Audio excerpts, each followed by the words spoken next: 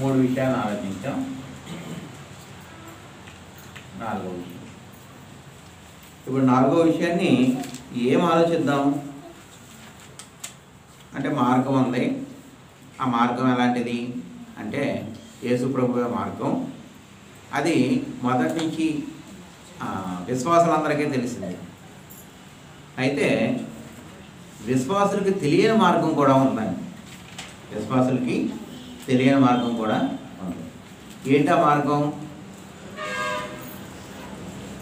మనం చదువుకున్న వచనాల్లో ఆలోచిస్తే, చదువుకున్న వచనాల్లో ఒక మార్గాన్ని గురించి చెప్పాడు. లేకపోతే 8వ వచనం 3వ లైన్లో, వారు తమ కొరకు వంకర త్రోవలు కల్పించుకొనిచున్నారు. అంటే ఈ త్రోవ ఎవరు ఏర్పాటు చేసింది కాదు, దేవుడు ఏర్పాటు చేసింది కాదండి. దేవుడు ఏర్పాటు చేసిన మార్గం ఏది? యేసుప్రభు. యేసుప్రభు ద్వారా ఎక్కడికి వెళ్తారు? దేవుని దగ్గరికి వెళ్తారు. అయితే దేవుని విషయాలు కానీ, దేవునికి సంబంధించిన ఆత్మ సంబంధమైన విషయాలు కానీ నచ్చని వాళ్ళు ఏం చేస్తారంట? ఇక్కడ చెప్తున్నది ఏంటంటే వంకర త్రోవల్ని ఏర్పరచుకుంటారు.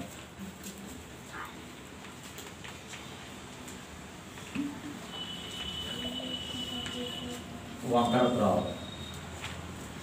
ఎవరండి ఇంతకీ ఈ వంకర త్రోవలు ఏర్పరచుకునేది? ఎక్కడ ఉంటారు వీళ్ళు? ఏదైనా ఒక ప్లేస్ చెప్పండి నాకు. వంకర త్రోవలు ఏర్పరచుకునే వాళ్ళు ఎక్కడ ఉంటారు?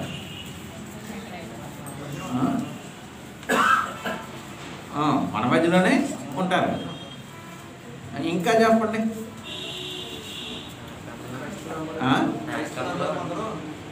యూట్యూబ్లో ఉంటారా? నరకంలో ఉంటారా? మేము అక్కడ వరకు వెళ్ళలేదు. మేము ఇక్కడే ఉన్నాం. ఇక్కడే ఉన్నాం. అప్పుడే నరకడం పంపించేస్తున్నాం. క్రైస్తవులు అనబడే వాళ్ళు కూడా ఉంటారండి. మనలోనే ఉంటారండి. అలా చూస్తున్నారే కాదా?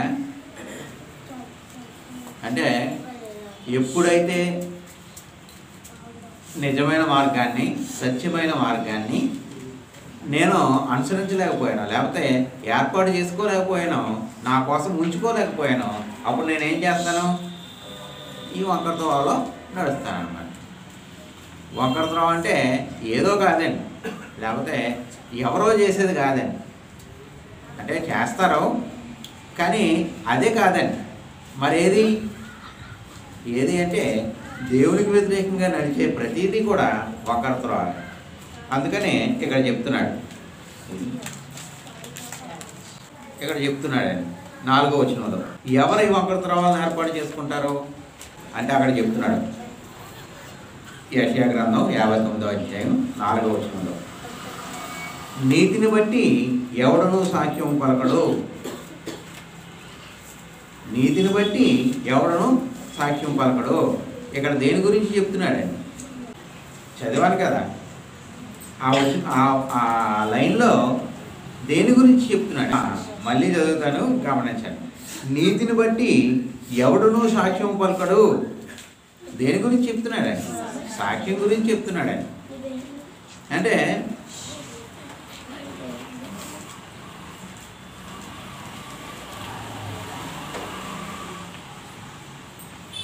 సాక్ష్యం ఉంది.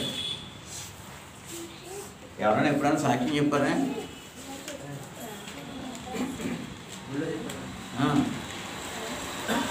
అంటే సాక్ష్యం చెప్తారు. మరి చెప్పాలన్నారు, నేను అనక తప్పదు. కానీ ఆ సాక్ష్యం దేన్ని బట్టి ఉండదండి,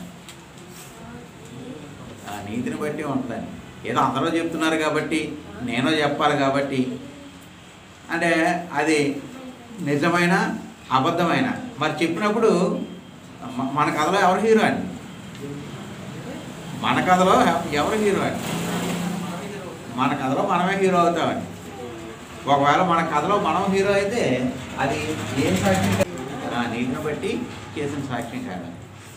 ఒకవేళ మనం మంచి చేసి ఉండొచ్చు, కానీ మన కథలో లేకపోతే ఎవరి కథలో అయినా సరే హీరో ఎవరో? దేవుడే. దేవుడే ఏం చేస్తూ ఉంటాడు? సమస్తాన్ని జరిగిస్తూ ఉంటాడు. సమస్తాన్ని జరిగిస్తున్న దేవుడు మన జీవితంలో ఏం చేశాడో చెప్పడం సాక్ష్యమే. అంతేగాని నేను ఎంత భక్తిగా ఉన్నాను కాబట్టి దేవుడు నాకు చేశాడని చెప్పటం సాక్ష్యం కాదండి. లేకపోతే నేను ఇలా చేశాను కాబట్టి దేవుడిని బాగా అనుసరిస్తున్నానని చెప్పటం కూడా సాక్ష్యం కాదండి. అలా ఒక ఆయన పలికాడు. ఎవరో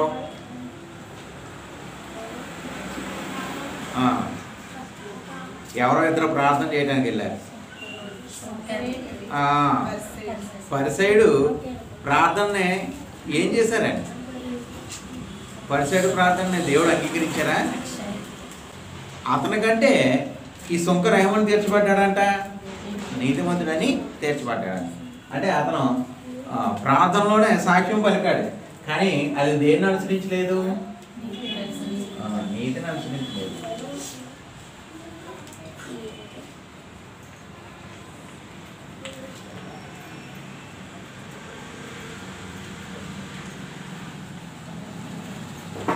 వారు నీతిని అనుసరించి సాక్ష్యం పలకరు. ఒకవేళ సాక్ష్యం పలికితే అది దేన్ని అనుసరించలేదు?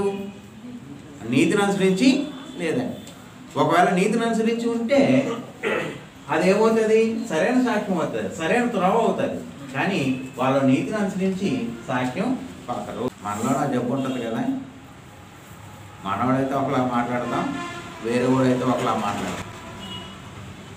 ఒకవేళ మాట్లాడితే అది నీతిని బట్టి సాక్ష్యం ఇవ్వడం అని కాదండి. ఇప్పుడు యేసు ప్రభు కాలంలో పరిసయ్యులు, శాస్త్రులు, యూదా తెగకి సంబంధించిన వాళ్ళందరూ కూడా ఏం చేశారండి? యేసు ప్రభు విషయంలో నీతిని బట్టి సాక్ష్యం ఇచ్చారని సాక్ష్యం ఇవ్వలేదండి. మరి వాళ్ళందరూ ఎవరు?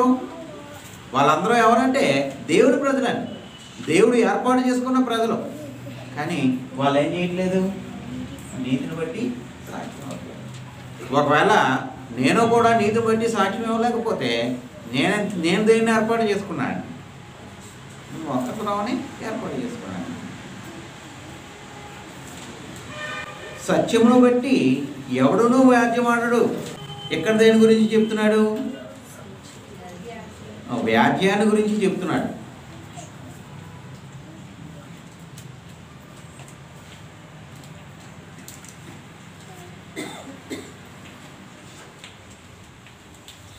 ఆ వ్యాజ్యం దేన్ని బట్టి ఉండాలంట? సత్యమును బట్టి.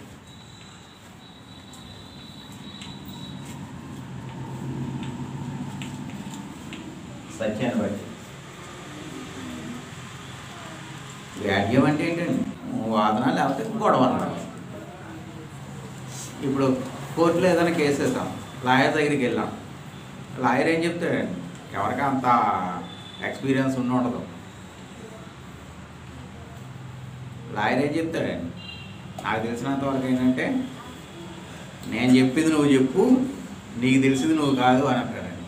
ఎందుకని? అక్కడ తెలిసింది చెప్తే కేసు గెలుస్తాడు, ఓడిపోతాడు. అప్పుడు కేసు గెలవడానికి ఏం చేస్తాడండి? ఏమైనా చేస్తాడండి. అది సత్యాన్ని బట్టి ఉంటుందా? సత్యాన్ని బట్టి. ఇప్పుడు ఇద్దరు గొడవ వచ్చింది. గొడవ వస్తే నేను తప్పు చేశాను అయినా సరే అనేసి అంటాడండి ఎవడన్నా అన్నాడు. ఏమంటాడు మరి? నేను చేసింది కరెక్టే, నువ్వు చేసిందే తప్పు. మన అంటే రెగ్యులర్గా రోడ్డు మీద వెళ్తున్నప్పుడు ఎవడన్నా గుద్దితే ఏమంటాడు? నువ్వే బాగానే వచ్చాను, నువ్వే అడ్డు వచ్చావు అంటాడు. అంటే ఇక్కడ నేనే నాదే తప్పు అంటే ఏమవుతుందండి? అక్కడ ఏమవుతుంది? యాక్చువల్గా అయితే అక్కడతో ఆ గొడవ ఆగిపోతుంది. కానీ సహోదరులు చెప్పినట్టు లోపల ఎవడో ఉంటాడు కదా, ఇలా వంకర తిరిగి ఉంటాడు. ఆడు సాటిస్ఫై అవడు కాబట్టి ఏం చేస్తాం? సత్యాన్ని వదిలి దేని బట్టి అయినా సరే దెబ్బలాడతాను. అది ఇది అని లేదండి. అంటే నేను కొంతమందిని చూసాను, దెబ్బలాడేటప్పుడు ఒకవేళ ఈ విషయం తప్పు అని ప్రూవ్ అవుతుంది అనిపించింది అనుకోండి, టాపిక్ మార్చేస్తారు. టాపిక్ మార్చేసి అందులో పట్టు సాధించడానికి ట్రై చేస్తారు. మళ్ళీ అది కూడా అయితే ఎంతసేపు అండి, దానికి అంతు పంతు ఏముండదండి, గొడవ పెరుగుతూనే ఉంటుంది. ఇంతకుముందు రాజమండ్రిలో నీళ్ళ ట్యాంకులు వచ్చాయండి కదండి. మా చిన్నప్పుడు నేను చూశానండి, నీళ్ళ ట్యాంకులు వచ్చాయి. నీళ్ళ ట్యాంకుల దగ్గర బిందులు ఫైట్. ఆ బిందులు ఫైట్ ఎలాగుండేదండి, ఎక్సర్సైజ్గా ఉండడం కాదండి. ఎవరో కూడా సత్యాన్ని బట్టి పట్టుకునేవాడు పట్టేసుకుంటాడు, లేనివాడికి లేకుండా అవ్వాలి. అంటే వ్యాజ్యం ఆడేటప్పుడు దేన్ని బట్టి వ్యాజ్యం ఆడాలి? సత్యాన్ని బట్టి వ్యాజ్యం ఆడాలి. సాక్ష్యం పలికేటప్పుడు నీతిని అనుసరించి సాక్ష్యం చెప్పాలి. వ్యాజ్యం ఆడినప్పుడు దేనిని బట్టి అంటే సత్యాన్ని బట్టి వ్యాజ్యం ఆడాలి. ఈ వంకర త్రోవల్లో ఏముండదు, నీతి ఉండదు, సత్యము ఉండదు. ఆ తర్వాత 4వ వచనంలోనే అందరూ వ్యర్థమైన దానిని నమ్ముకొని మోసపు మాటలు పలుకుదురు. అంటే వ్యర్థమైన దాన్ని నమ్ముకుని ఏం చేస్తారంట? మోసపు మాటలు పలుకుతారంట. అంటే వంకర త్రోవలు అంటే ఏంటి? నీతిని అనుసరించకుండా, సత్యాన్ని అనుసరించకుండా మోసపు మాటలు మాట్లాడటం. మోసపు మాటలాడుట.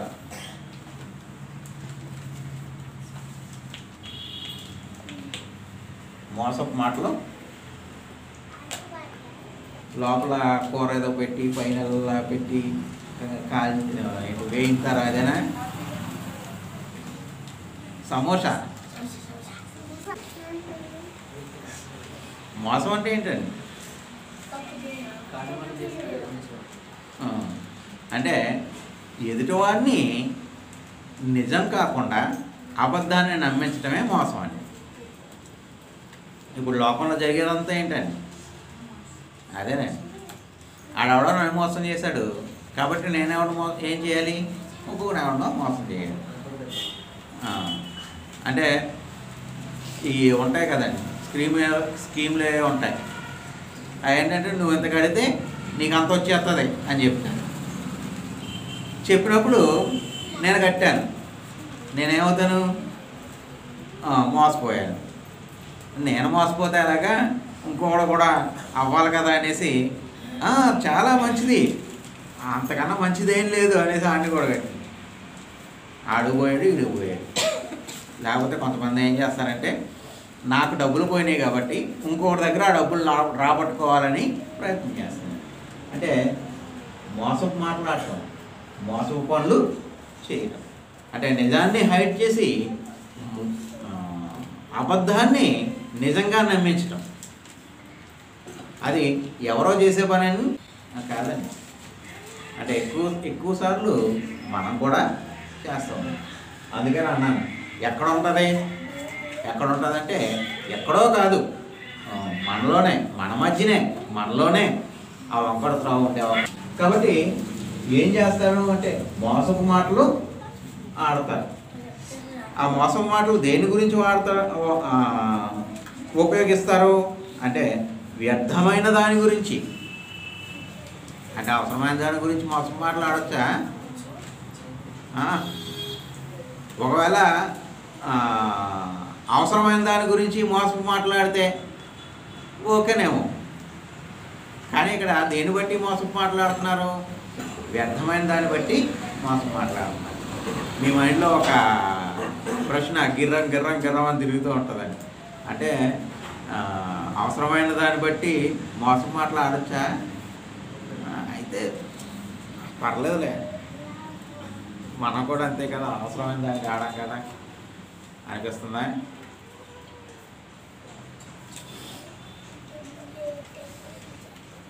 దేవుడు ఏం చెప్తున్నాడంటే సువార్త ప్రకటన విషయంలో కూడా దేన్ని ఉపయోగించకూడదు? మోసపు మాటల్ని ఉపయోగించకూడదు. అంటే సువార్త ప్రకటన చేయాలి, సంఘం సువార్త ప్రకటించాలి. కానీ సంఘం సువార్త ప్రకటించినప్పుడు దేన్ని ఉపయోగించకూడదు? మోసపు మాటలని ఉపయోగించకూడదు. ఒకవేళ మోసపు మాటలను ఉపయోగిస్తే అది దేవుని సేవే, బలంగానే జరుగుతుంది. కానీ ఎవరికి సంబంధించింది కాదండి, దేవునికి సంబంధించింది కాదండి. దేవుడు మోసాన్ని ప్రోత్సహించడానికి, అంటే నేను మోసం చేసి ఎంతమందిని సంపాదించాను అనేసి చెప్పినా అది ఎవరి లిస్టులో ఉండదండి, దేవుని లిస్టులో ఉండదు. కాబట్టి మోసపు మాట్లాడటం ఆడటం ఒక్కరు ప్రవాహం. ఇంకా 4వ వచనం చివరిలో, చెడుగును గర్భము ధరించి పాపమును కందురు. ఇది అక్కడ కొత్త నిబంధనలో కూడా ఉంది కదండి. యాకోబు 3వ వచనం చెప్పండి.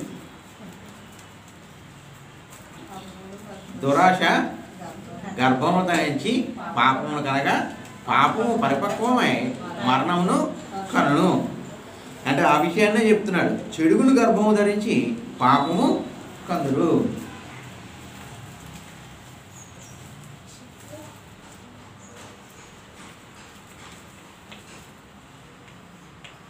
పాపమును కందురు. పాపాన్ని ఎలా కంటాడండి? నాగర్ గారు ఎప్పుడైనా పాపాన్ని కన్నారా? ఎలా కంటామని?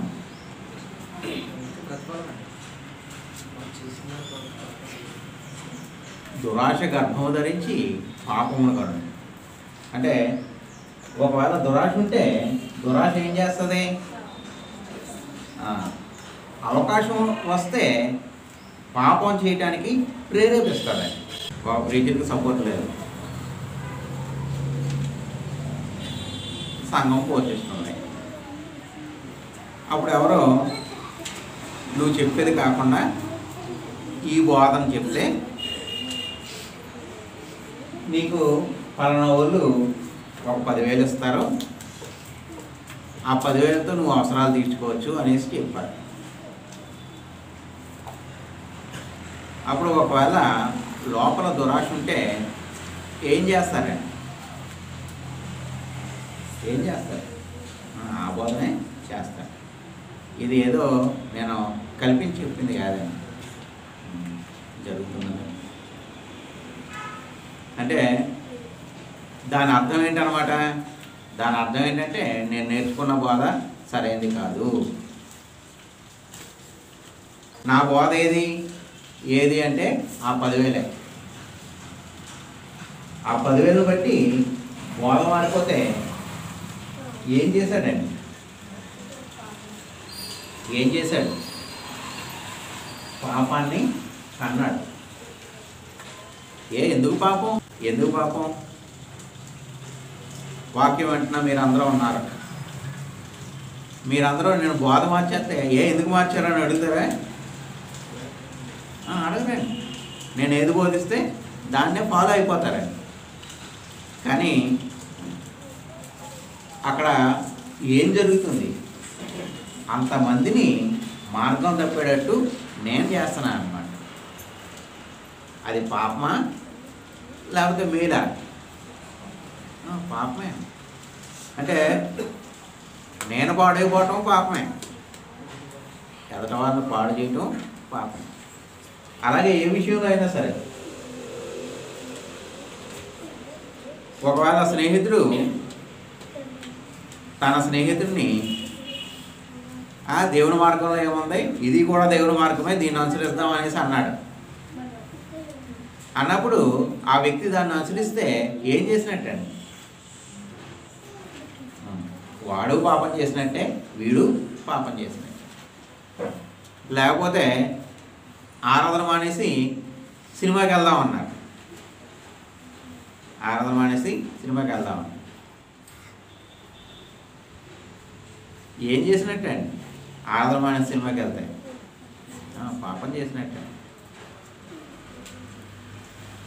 ఒకవేళ రాత్రి ఎక్కడికో వెళ్ళొచ్చాడు, పొద్దున్నకి ఎలా ఉంటుందండి?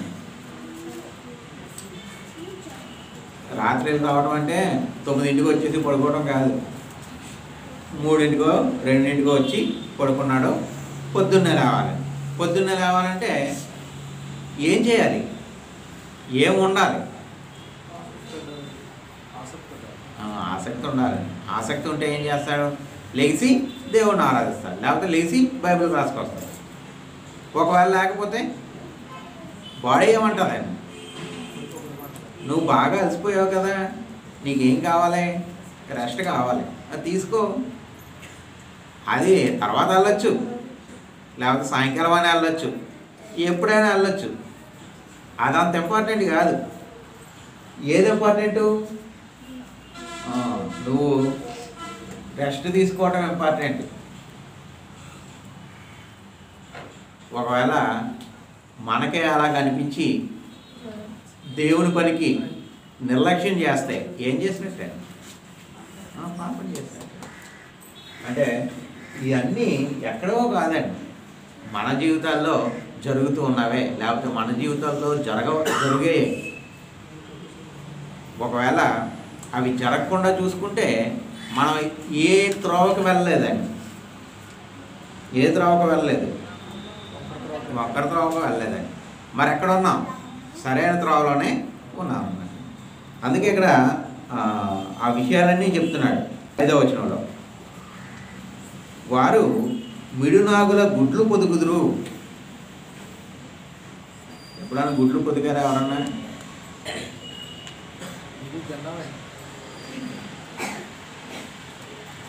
మనం గుడ్ల మీద కూర్చుంటే గుడ్లు ఉంటాయా?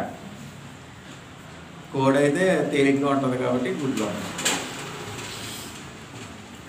ఇక్కడ ఏమంటున్నాడంటే మిడునాగుల గుడ్లను పొదుగుదురు. అంటే పాముని దేనికి, లేకపోతే ఏదైనా తోటలో ఆదాము హవ్వ దగ్గరికి వచ్చింది ఏంటండి? సర్పం వచ్చింది, పాము వచ్చింది. అప్పుడు ఈ పాము దేన్ని సూచిస్తుంది అంటే సాతాన్ని సూచిస్తుంది, లేకపోతే చెడుని సూచిస్తుంది. అప్పుడు వీళ్ళు ఏం చేస్తారంట? మిడునాగు గుడ్లని పొదుగుతారంట. పొదిగితే ఏమవుతుందండి? పొదిగితే పిల్లలు అవుతాయి. అప్పుడు ఏం చేస్తారంట అంటే చెడుతనాన్ని చేస్తారు. చెడుతనమును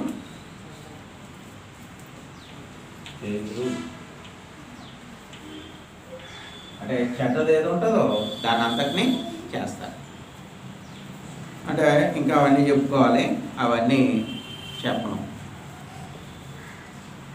ఇవన్నీ దేనికి సంబంధించినవి?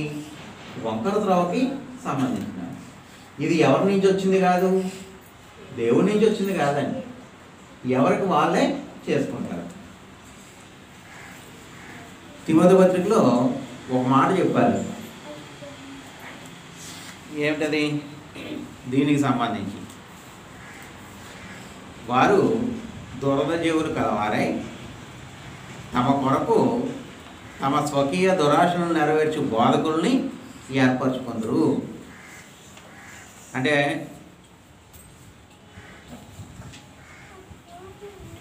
బోధకులు కూడా దేన్ని అనుసరించి నడిచే ప్రమాదం ఉందండి. వంకరత్వాలని అనుసరించే ప్రమాదం. దేనికోసమని? దేనికోసం? డబ్బుల కోసం, లేకపోతే వాళ్ళు ఇచ్చే గౌరవం కోసం, లేకపోతే వాళ్ళు చేసే వాటి కోసం దేన్ని అనుసరించి వచ్చారు? అందరికీ నచ్చింది చేయటం అన్నమాట. అందరికీ నచ్చింది చేయటమా, దేవునికి నచ్చింది చేయటమా? అందరికీ నచ్చింది చేయటమా, దేవునికి నచ్చింది చేయటమా? దేవునికి నచ్చింది. ఒకవేళ నేను కఠినంగా చెప్పాను అనుకోండి, అంతగా ఎక్కడ చెప్తారులే అనుకుంటున్నారా? కఠినంగా చెప్పాను అనుకోండి, ఏమనిపిస్తుంది? నాకు ఎంతమంది అయిందో ఒకసారి మేము ఇంకో చోటకి వెళ్తాం. లోకంలో 300 మంది ఉన్నారు.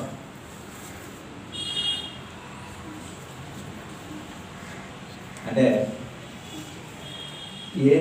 ఏమి పోగు చేసుకుంటున్నారని తమ కొరకు తమ దురాశలకి అనుసరించేటట్టు చెప్పేవారిని వారి కోసం పోగు చేసుకుంటున్నారు.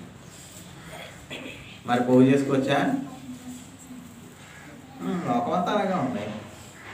నేనేం చేయను. ఇప్పుడు ఏదైనా సరే ఎక్కువ మంది చేస్తే ఏంటని కరెక్ట్ అవుతుంది, తక్కువ మంది చేస్తే తప్పు అవుతుంది. కానీ ఎక్కువ మంది చేసినా తక్కువ మంది చేసినా దేవుడు చెప్పింది చేస్తే కరెక్ట్ అని, దేవుడు చెప్పింది చేయకపోతే కరెక్ట్ కాదండి సార్. అనిపిస్తుందండి. కానీ అది వంకర త్రోవ సరైన త్రోవ అనేది ఆలోచిస్తామా? ఆలోచించాలి. అంటే ఎక్కువ మంది ఏది చేస్తే అది కరెక్ట్ అని, ఒకవేళ తక్కువ మంది ఏది చేస్తే అది రాంగ్ అని. క్రీస్తు సంఘాలు అది జరుగుతుందా? క్రీస్తు సంఘాల్లో అది జరుగుతుందా? అంటే ప్రతి చోట జరుగుతుంది. ఇంకా ఆలోచిస్తే మనకన్నా బయటే ఎక్కువ జరుగుతుంది. మనం దేవుడిది చెప్తున్నాడు, దేవుడు చెప్పింది చేయడానికి రండి అని పిలవగలమా? పిలవలేము. కానీ మాకు క్రిస్మస్ జరుగుతుంది రండి అని మనం పిలవగలరా? మంది చెప్తారు. వాళ్ళ అబద్ధాన్ని అంత ప్రచురించగలిగితే నిజాన్ని మనం ఎందుకు చేయలేకపోతున్నామండి? నిజాన్ని మనం ఎందుకు చేయలేకపోతున్నాం? ఒకవేళ దేవుని సువార్త ప్రకటిస్తే కొంతమంది అంగీకరించకపోవచ్చు, కానీ దేవుని వాక్యాన్ని గమనించే వాళ్ళు ఏం చేస్తారండి? అంగీకరిస్తారండి. అంగీకరించరా? అంగీకరిస్తారండి. అంటే నేను వాకింగ్ చెప్పడానికి వెళ్తాను. వాకింగ్ చెప్పడానికి వెళ్ళినప్పుడు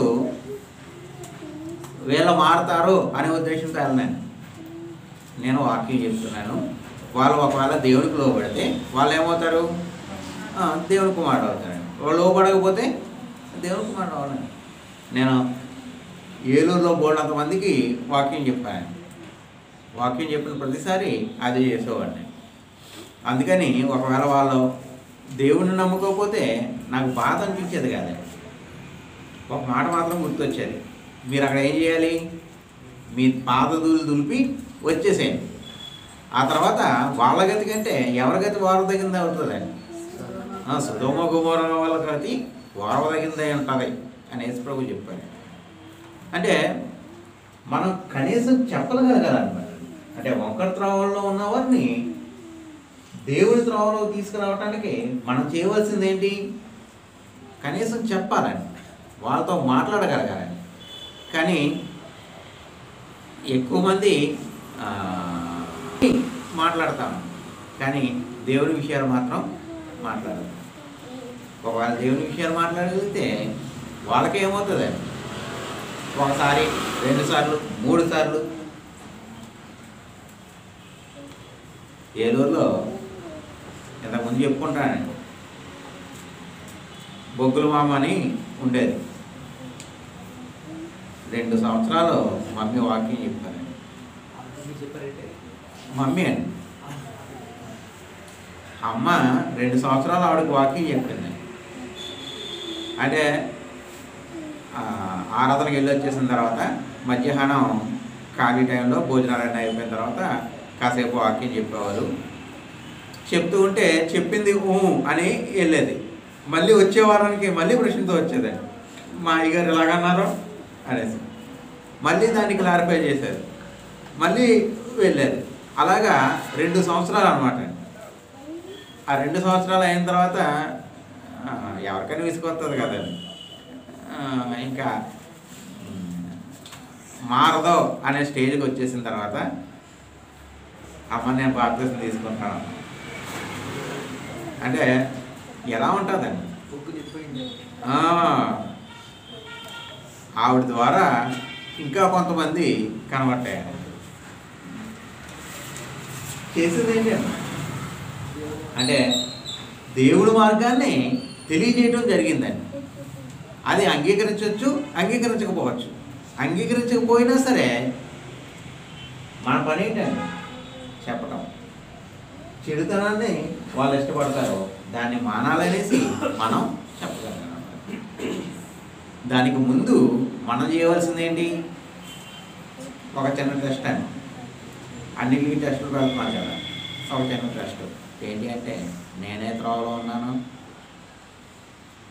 ఒక్కరి త్రోవలో ఉన్నానా, దేవుడి త్రోవలో ఉన్నానా, వంకర మార్గంలో ఉన్నానా, దేవుని మార్గంలో ఉన్నానా? ఒక్కసారి పరీక్షించుకుని ఏం చేద్దాం అంటే వంకర త్రోవలో ఉండద్దు. వంకర త్రోవలో ఉన్న వాళ్ళని ఆ త్రోవలో విడిచిపెట్టకుండా వాళ్ళని బయటికి తీసుకురావడానికి ప్రయత్నం చేద్దాం. కాబట్టి వంకర త్రోవ అనేది ఒకటి ఉంది. అది ఎక్కడో లేదు. ఒకవేళ ఉంటే మనలోనే ఉండొచ్చు, లేకపోతే మన మధ్యనే ఉండొచ్చు.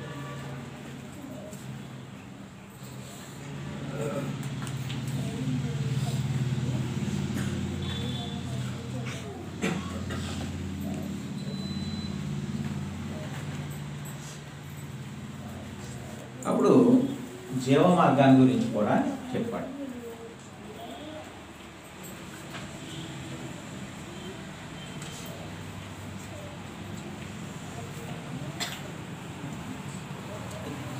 జీవ మార్గం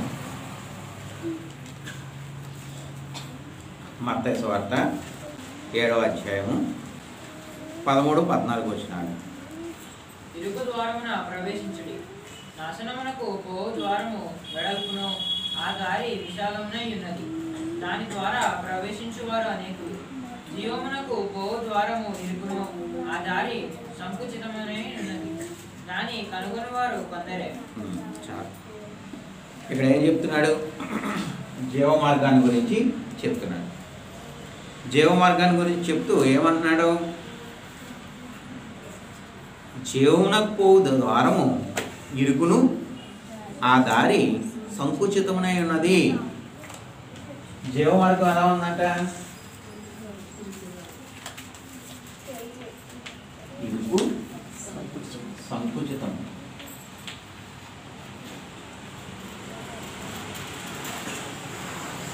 ఇవి పాజిటివ్ మాటలా, నెగిటివ్ మాటలా? నెగిటివ్ మాటలా. కోళ్ళంత స్థలం ఉంది, వచ్చేయండి అంటే ఎలా ఉంటుందండి? అంతా ఇరికే, వెళ్ళడానికి ప్లేస్ లేదు అంటే ఎలా ఉంటుందండి? ఇప్పుడు ఏదన్నా అపార్ట్మెంట్ కానీ లేకపోతే ఏదైనా ప్లాట్లకు కానీ సంబంధించి అడ్వర్టైజ్ చేయాలంటే ఏమని అడ్వర్టైజ్ చేస్తారండి? ఏమని అడ్వర్టైజ్ చేస్తారు? రైల్వే స్టేషన్కి 2 నిమిషాలు దూరం, బస్ స్టాండ్కి 3 నిమిషాల దూరం, ఎయిర్పోర్ట్కి 10 నిమిషాల దూరం చెప్పరండి. అంటే అక్కడ వే ఎలా ఉంది అంటే చాలా సులువుగా ఉంది, అన్నిటికీ దగ్గరలో అనేసి చెప్తారు. కానీ ఇక్కడ జీవ మార్గం ఎలా ఉందండి? అన్నిటికీ దూరంగా ఉంది. ఇరుకు మార్గం, జీవ మార్గం అన్నిటికీ దూరంగా ఉంది కదండి. జీవ మార్గం అన్నిటికీ దూరంగా ఉంది కదా.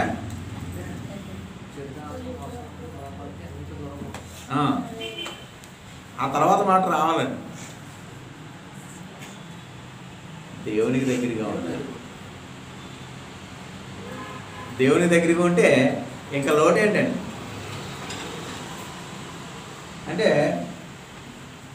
ఇరుకు, సంకుచితం అనేది కనపడుతుందండి.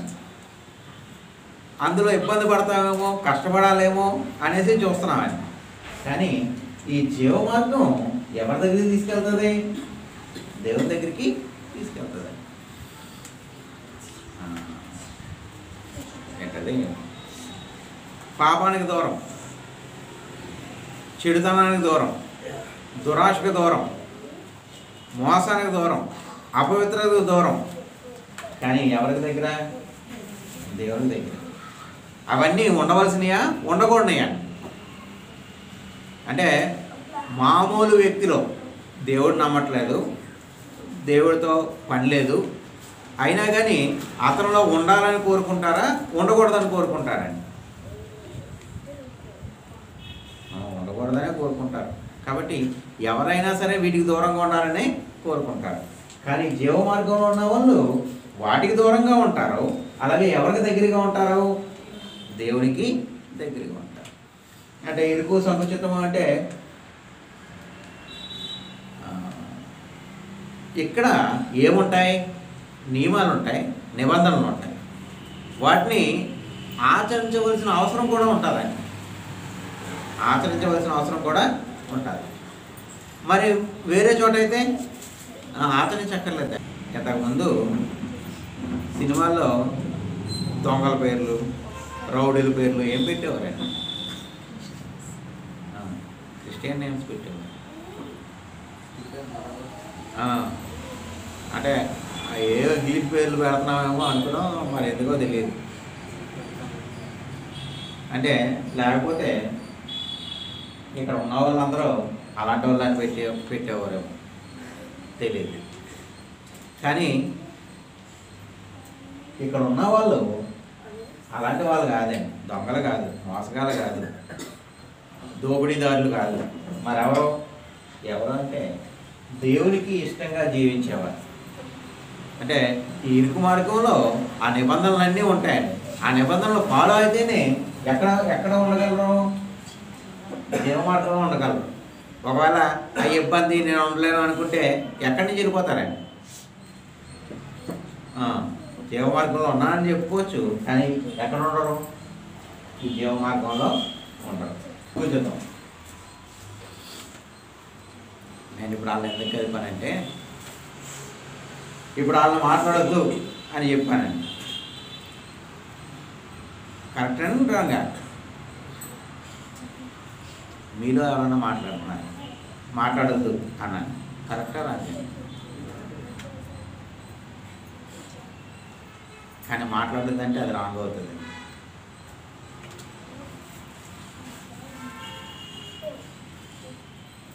అంటే నియమాలు ఉన్నాయి. నియమాలు ఏంటంటే మనం దేవుడిని ఆరాధించడానికి వచ్చాం. ఎవరిని ఆరాధించాలి? దేవుడిని ఆరాధించాలండి.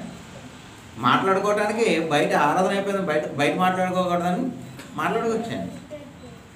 ఒకవేళ ఫోన్లు ఉన్నాయి, ఫోన్లు బయట మాట్లాడుకోవచ్చు కదా, మాట్లాడుకోవచ్చండి. లేకపోతే ఏదో ఉంది, అది ఎక్కడో చేసుకోవచ్చు కదా, చేసుకోవచ్చు. చర్చిలో చేయవలసిన అవసరం లేదండి. కానీ ఒకవేళ వద్దు అని చెప్పాను అనుకోండి, చెప్తే ఏమైపోతుందండి?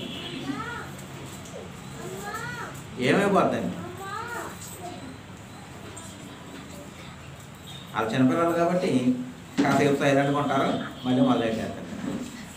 కానీ పెద్దవాళ్ళు అలా తీసుకుంటారని, ఇది దేవుంది కాబట్టి దేవుడు చెప్పినట్టు వినాలి, మా కోసమే చెప్తున్నాడు అనుకుంటారని.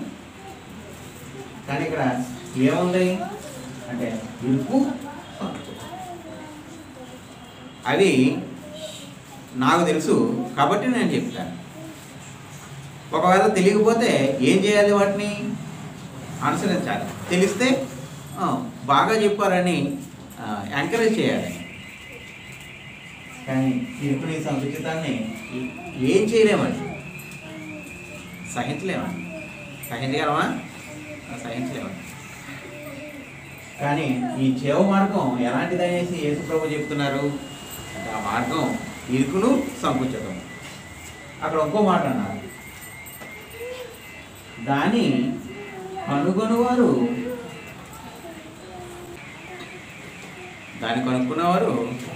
కొందరే. అందరూ దాన్ని కనుక్కోలేరండి, అందరూ దాన్ని అనుసరించలేరు. కానీ ఎవరు చేయగలరు అంటే వాటిని, దేవుని నియమాల్ని, దేవుని సన్నిధిలో ఉండవలసిన పద్ధతిని అలవాటు చేసుకున్న వారు మాత్రమే వాటిని అనుసరించగలరు, లేకపోతే అనుసరించలేరు. కాబట్టి ఈ జీవ మార్గం ఎలాంటిది అంటే ఇరుకును సంకుచితమనే ఉన్నది. అలాగే యెషయా గ్రంథం 35వ అధ్యాయం 8-9 వచనాలండి. అక్కడ దారిగా ఉన్న రాజమార్గం ఏర్పడను, అది పరిశుద్ధ మార్గమనబడు, అది అపవిత్రులు పోకుండాను మార్గము, అది మార్గమున పోవు వారికి ఏర్పరచబడును. మూఢులైనను దానిలో నడుచుచు త్రోవను తప్పక ఉండదు. అక్కడ సింహం ఉండదు, క్రూర జంతువులు దాన్ని ఎక్కవు, అవి అక్కడ కనబడవు. విమోచింపబడిన వారే అక్కడ నడుచుదు. యెహోవా విమోచించిన వారు పాటలు పాడుచు తిరుగు సియోనునకు వచ్చెను. వారి తలల మీద నిత్యానందముండును. వారు ఆనందము సంతోషమును గలవారై వచ్చెదరు. దుఃఖమునకు నిట్టూర్పును ఎగిరిపోవు. అంతే. ఇక్కడ ఆ మార్గాన్ని గురించి చెప్తున్నాడు. మార్గాన్ని గురించి చెప్తూ ఏమంటున్నాడు, అక్కడ దారిగానున్న రాజమార్గం ఏర్పడును, అది పరిశుద్ధ మార్గం అనబడును. ఈ జీవమార్గం ఎలాంటిదంట? పరిశుద్ధ మార్గం అంట.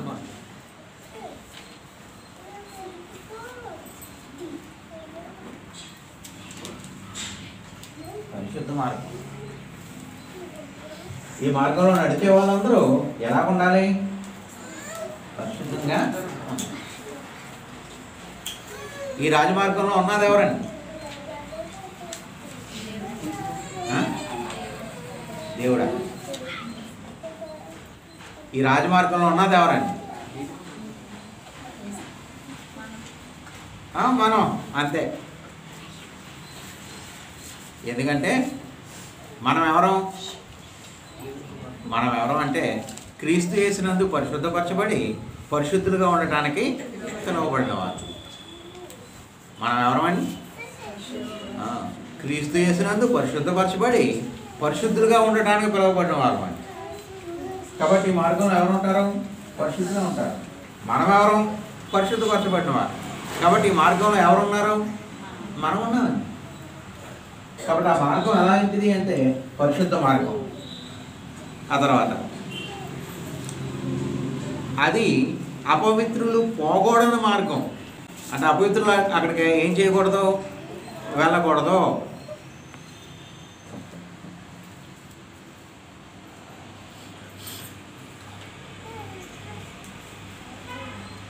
ఆ మార్గంలో అపవిత్రులు ఉంటారా?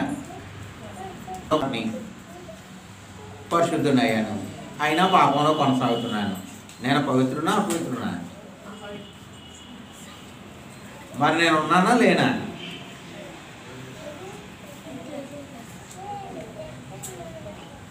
ఒకవేళ ఇటు వెళ్తున్న వాళ్ళతో కలిసి ఉండొచ్చాడు, కానీ ఎదరికి వెళ్ళిన తర్వాత ఈ మార్గం స్ట్రైట్గా వెళ్ళిపోద్ది, ఈ మార్గం ఏమైపోద్ది? వేరే పోద్ది. అందుకనే ఏమన్నారు దాన్ని? వంకర త్రోవ. వంకర త్రోవ. ఈ మార్గంలో ఎవరు నడవరు అంటే అపరిశుద్ధులు, అపవిత్రులు పోకూడని మార్గం.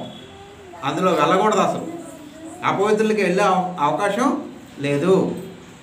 అది మార్గమున పోవు వారికి ఏర్పరచబడను. అక్కడ ఒక మాట చెప్తున్నాడండి, మూఢులైనను దానిలో నడచుచు త్రోవ తప్పక ఉండుదురు. ఏమైనా అర్థమైందండి ఆ మాట?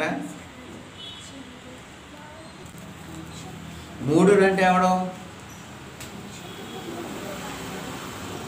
మూఢుడు అంటే మూర్ఖుడు.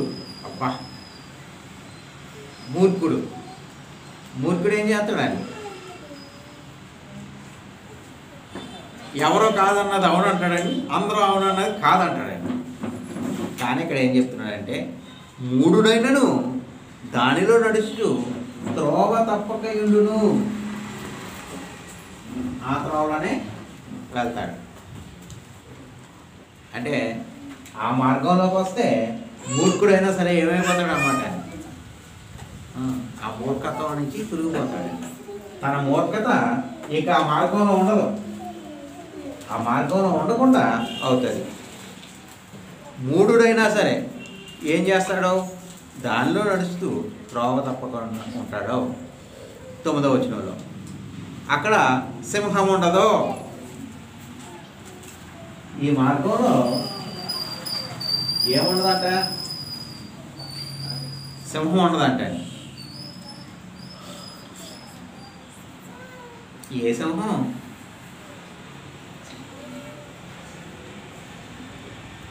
ఏ సింహం అని? క్రూరమైన సింహం ఉండదు. ఏ సింహం అని?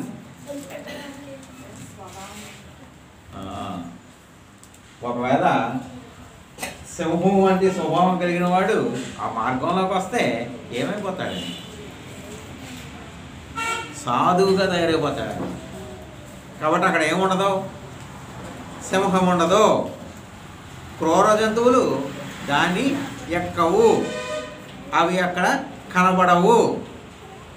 అంటే క్రూరమైన స్వభావం గల వాళ్ళు ఎవరు కూడా ఈ మార్గంలో కనపడరు. మరి ఎలాంటి వాళ్ళు ఉంటారు? సింహం లాంటి వాళ్ళు ఉన్నా సరే వాళ్ళు ఏమవుతారు అన్నమాట? వాళ్ళు సాధు స్వభావం గలవారిగా ఉంటారు. యెషయా గ్రంథంలోనే 2వ అధ్యాయంలో సంఘాన్ని గురించి చెప్తూ ఈ మాటలన్నీ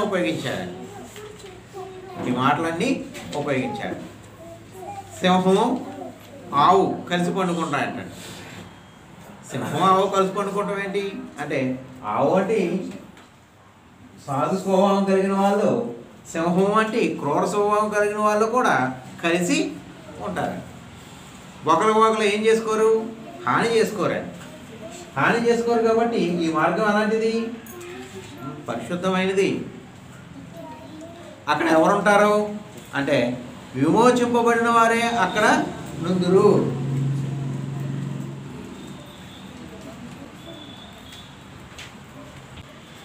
విమోచింపబడిన వారు అక్కడ. 2వ మాట ఏమంటారంటే, యెహోవా విమోచించిన వారు పాటలు పాడుదురు, తిరిగి సీయోనుకు వచ్చెదరు. అంటే విమోచింపబడిన వారే ఉంటారు. ఈ విమోచింపబడిన వారు ఎవరు అంటే యెహోవా చేత విమోచింపబడిన వారు. యెహోవా ఎక్కడి నుంచి విమోచించాడండి? మనల్ని పాపం నుంచి, దుష్టత్వం నుంచి, దురాశ నుంచి, వాటన్నిటి నుంచి విడిపించి మనల్ని తన కుమారులుగా చేసుకున్నారు. కాబట్టి ఈ విమోచింపబడిన వారే ఆ మార్గంలో ఉంటారు. ఒకవేళ ఆ మార్గంలో ఉండి కూడా వంకర త్రోవను అనుసరిస్తే వాళ్ళు ఎవరు కాదనమాట? వాళ్ళు విమోచింపబడిన వారు కాదు. ఒకవేళ విమోచింపబడితే మాత్రం స్వభావం ఏమవుతుందండి అంటే ఒకేసారి టక్కమని మారిపోదు. ఒకవేళ క్రీస్తు స్వరూపాన్ని సాధిస్తూ ఉంటే ఏమవుతూ ఉంటుంది? ఆ స్వభావం మనలో వస్తుంది. కాబట్టి ఈ మార్గంలో ఎవరు ఉంటారు అంటే యెహోవా చేత విమోచింపబడిన వారే ఉంటారు. మరి ఇదంతా ఓకే, సరే, కానీ నేను అలా ఉండలేకపోతున్నాను కదా, అంత నేను చేయలేకపోతున్నాను కదా, నేను మార్గంలో ఉన్నట్ట, మార్గం నుంచి పోయినట్ట? మార్గంలో ఉన్నట్ట, మార్గం నుంచి పోయినట్ట? అప్పుడు ఒక విషయాన్ని ఆలోచిద్దామని. అపోస్తలుల కార్యాలు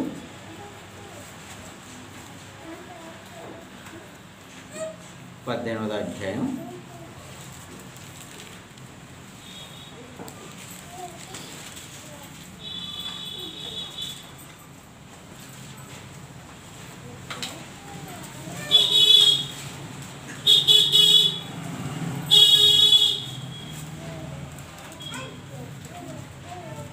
24-25 వచ్చినారండి.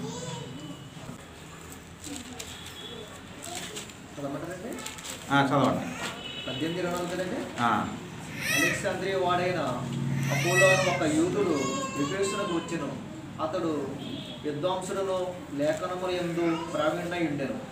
అతడు ప్రభు మార్గం విషయమై ఉపదేశం పొంది తన ఆత్మయందు తీవ్రపడి యోహాను బాప్తిసం మాత్రమే తెలుసుకొనిన వాడైన యేసును గూర్చిన సంగతులు వివరంగా చెప్పి బోధించుచు సమాజ మందిరంలో ధైర్యంగా మాట్లాడనారంభించెను.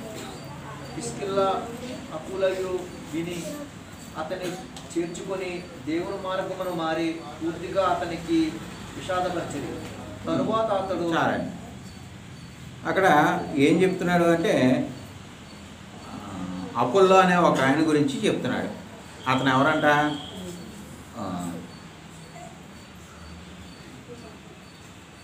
అతడు ప్రభు మార్గము విషయమై ఉపదేశం పొంది తన ఆత్మయందు తీవ్రపడి యోహాను బాప్తిస్మము మాత్రమే తెలుసుకుని వాడై యేసును గూర్చిన సంగతులు వివరంగా బోధించు సమాజ మందిరములలో ధైర్యముగా మాట్లాడడం ఆరంభించెను. అంటే అతను ఏం చేస్తున్నాడు?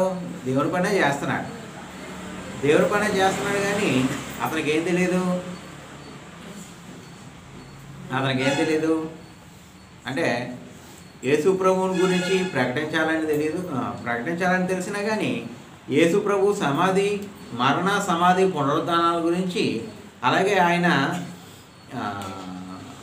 ఆయన ద్వారా రక్షణ వచ్చే విషయం గురించి ఎవరికి తెలియదు? ఈ అపోల్లోకి తెలియదు. అపోల్లోకి తెలియదు కాబట్టి తనకు తెలిసిన విషయాలను ఏం చేస్తున్నాడు? బోధిస్తున్నాడు. అతను కూడా ఎలాంటి వాడంట? ధర్మశాస్త్రం విషయంలో విద్వాంసుడు అంట. అంటే ధర్మశాస్త్రం బాగా తెలుసున్నాడు. ఈ అకులా ప్రిస్కిల్లా ఎవరండి? వాళ్ళ వృత్తికి డేరాలు కుట్టుకునేవాళ్ళు. అంటే ధర్మశాస్త్రంలో విద్వాంసుడు ఎక్కడ, డేరాలు కుట్టుకునే వాళ్ళు ఎక్కడ? ఏమైనా సంబంధం ఉందని? లేదండి. కానీ ఈ అకులా ప్రిస్కిల్లా ఎవరికి బోధించారు? ఈ అపోల్లోకి బోధించారు. అప్పుడు ఈ అపోల్లో ఏం చేసి ఉంటాడు? యేసు ప్రభువుని గురించి తెలుసుకుని ఉంటాడు.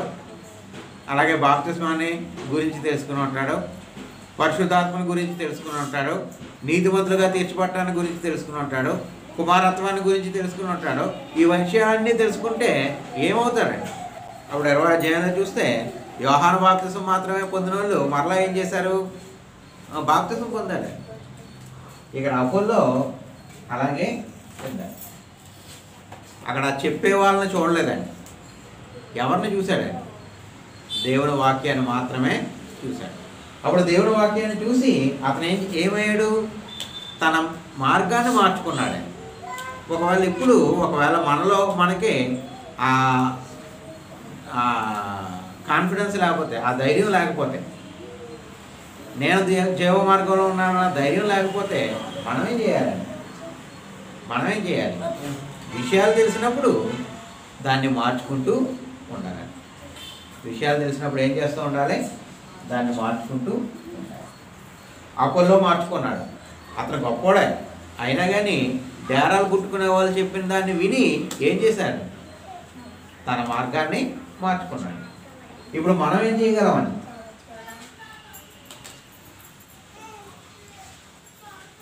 మనమేం చేయగలం? ఏదో రాసేస్తున్నారు కదా.